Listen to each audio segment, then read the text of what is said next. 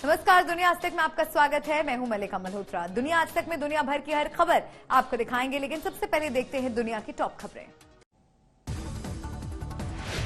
रूस ने मारियोपोल में जंग लड़ रहे यूक्रेनी सैनिकों को सरेंडर करने के लिए कहा। रविवार को सुबह 6 बजे से दोपहर 1 बजे तक हथियार डालने का दिया समय। रूसी रक्षा मंत्रालय ने कहा यूक्रेनी सैनिकों की जानें बख्श देगा अगर वो रविवार तक अपने हथियार डाल दें।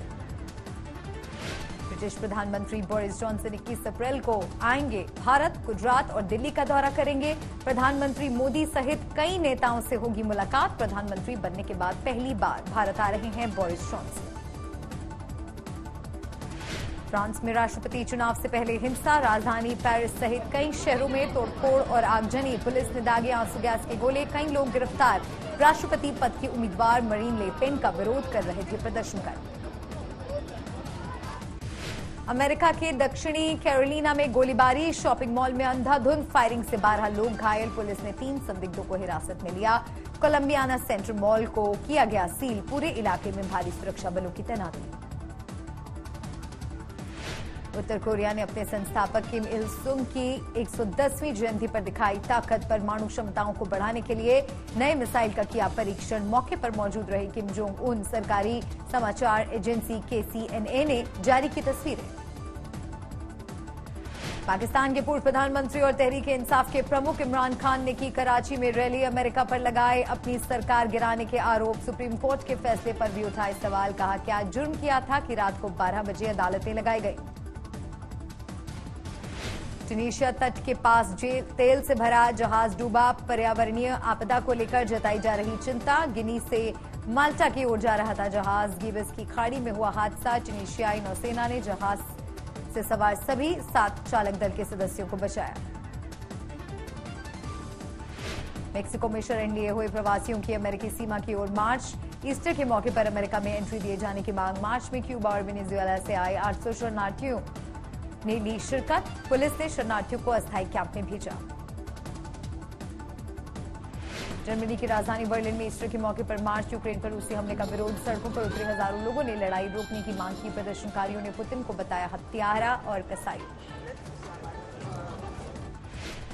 दुनिया भर में आज मनाया जा रहा ईस्टर। यरूशलेम से लेकर वेटिकन सिटी की चर्च में प्रार्थना सभा, मोमबत्तियां जलाकर लोग मांग रहे हैं दुआ। ऐसी मान्यताएं हैं कि प्रभु यीशु गुड फ्राइडे के तीसरे दिन पुनर्जीवित हुए थे। इसी घटना को ईस्टर के नाम से जाना जाता है। रूस ने मारियोपोल में जंग लड़ रहे यूक्रेनी सैनिकों को सरेंडर करने के लिए कहा है। रूस ने कहा है कि वो यूक्रेनी सैनिकों की जानें बख्श देगा अगर वो रविवार तक अपने हथियार डाल देते हैं। उधर यूक्रेन के राष्ट्रपति वोलोदिमीर ज़ेलेंस्की ने स्वीकार किया है कि मारियोपोल के एक छोटे से हिस्से पर ही यूक्रेनी सुरक्षा बलों का अब कब्जा है।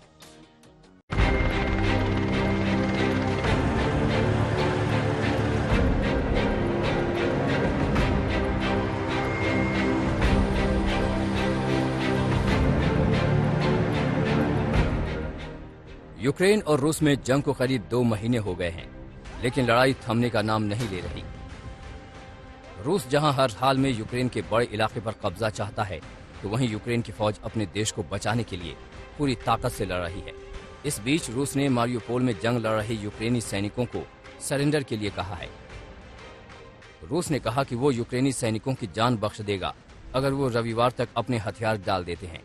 रूस का कहना है कि उसने बंदरगाह शहर मारियोपोल का ज्यादातर हिस्सा अपने कब्जे में ले लिया है और अगर यूक्रेनी सैनिक मॉस्को के समय अनुसार सुबह 6 बजे से दोपहर 1 बजे तक हथियार डाल देते हैं तो उनकी सुरक्षा की गारंटी दी जाएगी। रूस ने यह भी कहा कि जो ऐसा करते हैं उनके साथ जिनेवा कन्वेंशन के युद्ध बंदियों की तरह व्यवहार किया जाएगा।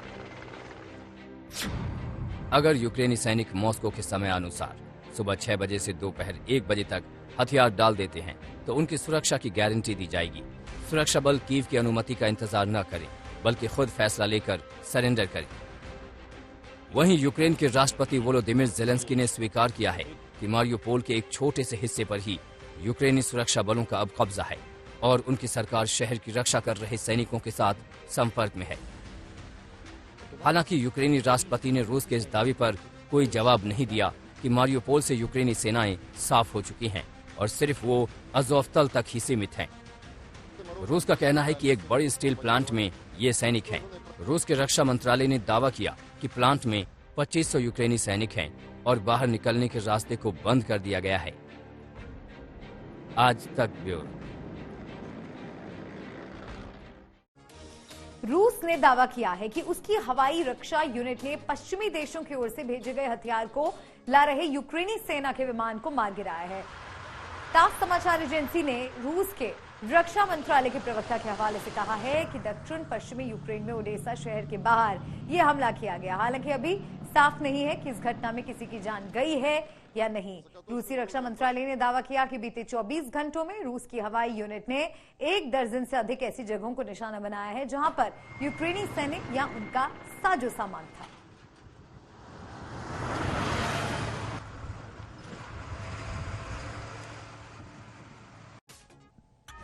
उत्तर कोरिया ने नई मिसाइल के परीक्षण का दावा किया है। उत्तर कोरिया का कहना है कि नई मिसाइल से उसकी सैन्य ताकत बढ़ेगी। रक्षा विशेषज्ञों का मानना है कि नई मिसाइल छोटे परमाणु हथियार को ले जाने में सक्षम है और इससे साबित होता है कि उत्तर कोरिया ने परमाणु हथियारों के परीक्षण की तैयारी शुरू कर दी है। दक्षिण कोरिया की सेना का आरोप है कि शनिवार रात उत्तर कोरिया की ओर से समुद्र में 2 मिसाइलें दागी गईं। ऐसा माना जा रहा है कि उत्तर कोरिया के संस्थापक किम इल संग की जयंती पर यह परीक्षण किया गया। रविवार सुबह उत्तर कोरिया की सरकारी न्यूज एजेंसी KCNA ने बताया कि किम जोंग उन ने नई प्रणाली का परीक्षण खुद देखा। बताया गया है कि नई मिसाइल से लंबी दूरी के हथियारों की क्षमता में अत्यधिक सुधार होगा और सामरिक परमाणु हथियारों की क्षमता को बढ़ाएगा। और इसी के साथ दुनिया आज तक में फिलहाल इतना ही। देश और दुनिया की तमाम खबरों के लिए बने रहिए हमारे साथ, देखते रहिए आज तक।